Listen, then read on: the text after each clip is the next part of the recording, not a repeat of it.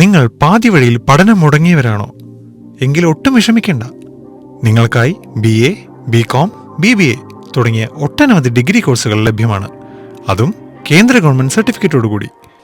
എത്രയും പെട്ടെന്ന് ജോയിൻ ചെയ്യൂ, പാസ്സാകൂ. ജോയിൻ ചെയ്യുന്നതിനായി താഴെ കാണുന്ന നമ്പറിൽ കോൺടാക്ട് ചെയ്യുക. 9526070097. ഹലോ എവ്രിവൺ, ബാസ് ഓൺലൈൻ ഡിഗ്രി ചാനലിന്റെ മറ്റൊരു വീഡിയോയിലേക്ക് എല്ലാവർക്കും സ്വാഗതം.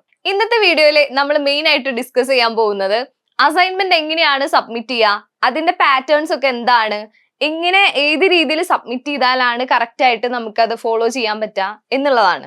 അപ്പൊ നമുക്ക് ഡീറ്റെയിൽ ആയിട്ടുള്ള വീഡിയോയിലേക്ക് കടക്കാം.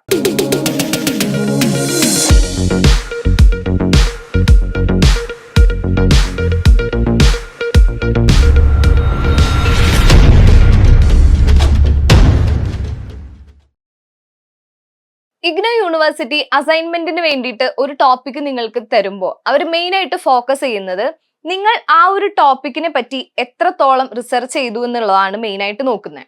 കാരണം എന്താന്ന് വെച്ചാൽ അവരൊരു ട്യൂഷൻ ഓറിയന്റഡ് ആയിട്ടാണ് ഓരോ ടോപ്പിക്കും ഓരോ വർഷവും സ്റ്റുഡൻസിന് തരുന്നത്. അപ്പോൾ ഒരു റിസർച്ച് എന്നുള്ള രീതിയിലാണ് നമ്മൾ ഓരോ അസൈൻമെന്റും സബ്മിറ്റ് ചെയ്യേണ്ടത്.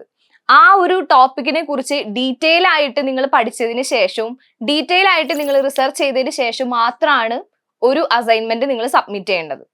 ഇങ്ങനെ നിങ്ങൾ റിസർച്ച് ചെയ്ത് സബ്മിറ്റ് ചെയ്ത അസൈൻമെന്റ് ആയിരിക്കും നിങ്ങളുടെ വാല്യുവേഷന് വേണ്ടി പോകുന്നത്. ഈ അസൈൻമെന്റിന്റെ മാർക്കും അതുപോലെ നിങ്ങൾ എഴുതിയെടുത്ത തിയറിയുടെ മാർക്കും ആഡ് ചെയ്തിട്ടായിരിക്കും നിങ്ങൾക്ക് ഫൈനൽ മാർക്ക് ഷീറ്റ് വരുന്നത്. അതുകൊണ്ട് തന്നെ അസൈൻമെന്റ് വളരെ ഇമ്പോർട്ടന്റ് ആണ്. തിയറി എക്സാം എഴുതണമെങ്കിൽ മസ്റ്റ് ആയിട്ടും അസൈൻമെന്റ് സബ്മിറ്റ് ചെയ്തിരിക്കണം. ഓൾമോസ്റ്റ് എല്ലാ യൂണിവേഴ്സിറ്റിയും പ്രിഫർ ചെയ്യുന്നത് ഇങ്ങനെ ഒരു മെത്തേഡ് തന്നെയാണ്. അതായത് സ്റ്റുഡൻസിനെ സംബന്ധിച്ച് മാക്സിമം റിസർച്ച് ചെയ്ത് അവരുടെ അസൈൻമെന്റ് മാക്സിമം നിങ്ങൾ ഫോളോ അപ്പ് ചെയ്തതിന് ശേഷം മാത്രം സബ്മിറ്റ് ചെയ്യണം എന്ന് തന്നെയാണ് എല്ലാ യൂണിവേഴ്സിറ്റികളും പ്രിഫർ ചെയ്യുന്നത്. അടുത്തതായിട്ട് നിങ്ങൾക്ക് വരാൻ ചാൻസ് ഉള്ള ഒരു ഡൗട്ട് ഇതാണ്. ഒരു വർഷം നിങ്ങൾക്ക് 8 സബ്ജക്ട് ഉണ്ടെങ്കിൽ 8 സബ്ജക്റ്റിനും നിങ്ങൾ അസൈൻമെന്റ് സബ്മിറ്റ് ചെയ്തു എങ്കിൽ 4 സബ്ജക്റ്റിന് മാത്രമാണ് പാസ്സായുള്ളൂ, ബാക്കി 4 സബ്ജക്ട് ഫെയിൽ ആണ്. അപ്പൊ വീണ്ടും ആ അസൈൻമെന്റുകൾ സബ്മിറ്റ് ചെയ്യണോ എന്നുള്ളത് ഒരു ഡൗട്ട് വരാൻ സാധ്യതയുണ്ട്. പക്ഷെ നിങ്ങൾ സബ്മിറ്റ് ചെയ്യണ്ട.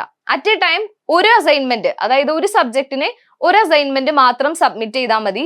ആ ഒരു അസൈൻമെന്റിന് 6 വർഷത്തെ വാലിഡിറ്റി ഉണ്ടായിരിക്കും. അതുപോലെ തന്നെ നിങ്ങൾ ശ്രദ്ധിക്കേണ്ടത്, നിങ്ങൾ എത്ര അസൈൻമെന്റ് സബ്മിറ്റ് ചെയ്തു, ടോട്ടൽ 8 സബ്ജക്ട് ഉണ്ടെങ്കിൽ നിങ്ങൾ 2 അസൈൻമെന്റ് ആണ് ആ ഒരു വർഷം സബ്മിറ്റ് ചെയ്തിട്ടുള്ളൂ എങ്കിൽ നിങ്ങൾക്ക് ആ 2 സബ്ജക്റ്റിന്റെ എക്സാം മാത്രമാണ് അറ്റൻഡ് ചെയ്യാൻ പറ്റുള്ളൂ.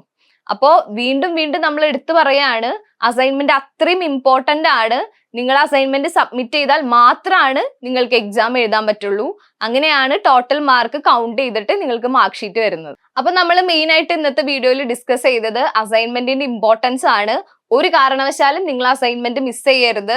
കറക്റ്റ് ആയിട്ടുള്ള ടൈമിൽ നിങ്ങൾ സബ്മിറ്റ് ചെയ്യാൻ ട്രൈ ചെയ്യണം. ഓക്കെ, ഇനി ഇതിനുമായിട്ട് ബന്ധപ്പെട്ട എന്തെങ്കിലും ഡൗട്ടോ കാര്യങ്ങളോ ഉണ്ടെങ്കിൽ താഴെ കമന്റ് ചെയ്താൽ മതി. നമ്മൾ ഡീറ്റെയിൽ ആയിട്ട് നെക്സ്റ്റ് വീഡിയോയിൽ പറയുന്നതായിരിക്കും. Thank you.